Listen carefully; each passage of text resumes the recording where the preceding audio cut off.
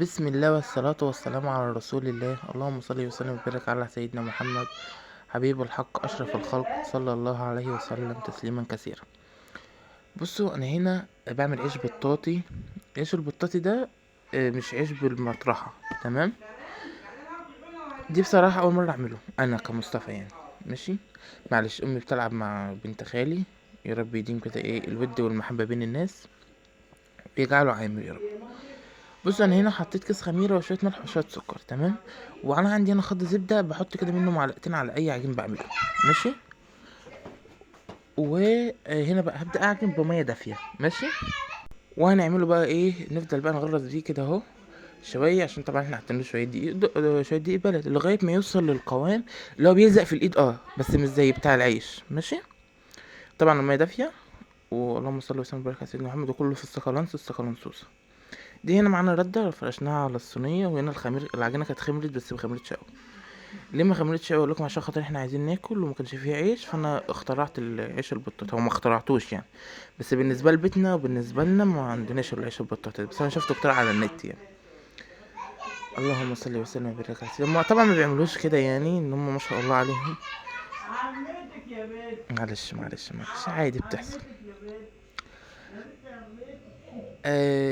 احنا هنا كده خلصنا اهو كده احنا بنقرص اهو. طبعا الشكل اللي يعجبكم والطعم اللي يعجبكم والسكالانس يعني اللي انتوا عايزينه. تمام.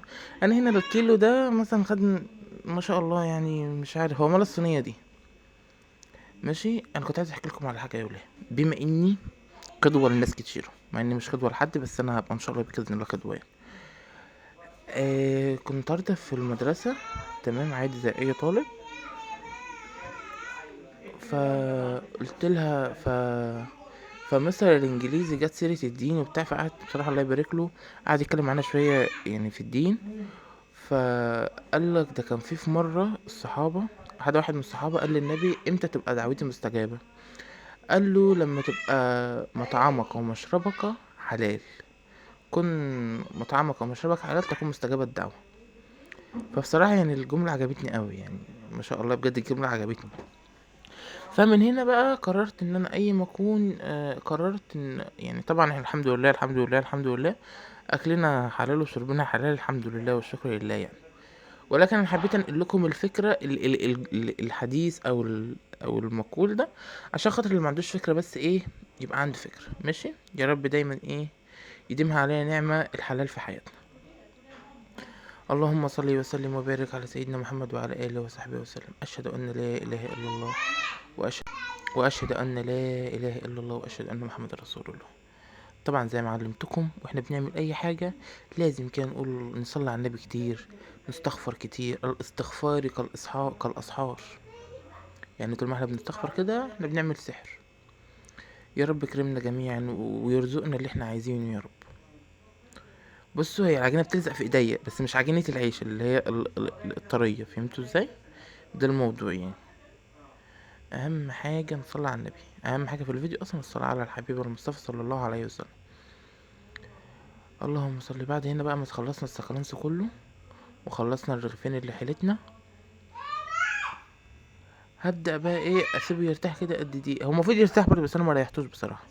بس انا بعد ما قطعتهم طلعوا 3 و3 6 7 8 9. هنا بقى جيت بقى عند الفرن بقى شغلت الفرن طبعا سخنت، بس انا مسخنتش الاتنين عشان انا قاعد جنب الفرن. تمام. هنا كنت جربت ده ده تاني رغيف. تمام. اول رغيف في الفرن. ماشي اهو. شايف ما شاء الله كان خمر، ما كانش خمران بصراحة بس كان حلو يعني. هو انا عجبني الموضوع ده. عجبني عجبني الطريقة بتاعته سهلة وسريعة، وبصراحة يعني كان طعمه حلو. فهمتوا؟ ممكن يكون بينشف بسرعة بس لا كان طعمه حلو.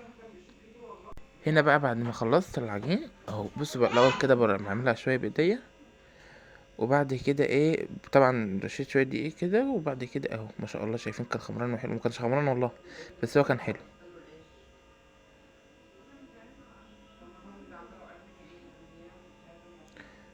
اللهم صل مش عارف هما ياكلوني هنا ولا ايه. اصل انا مش في البيت، انا عند ستي. ماشي.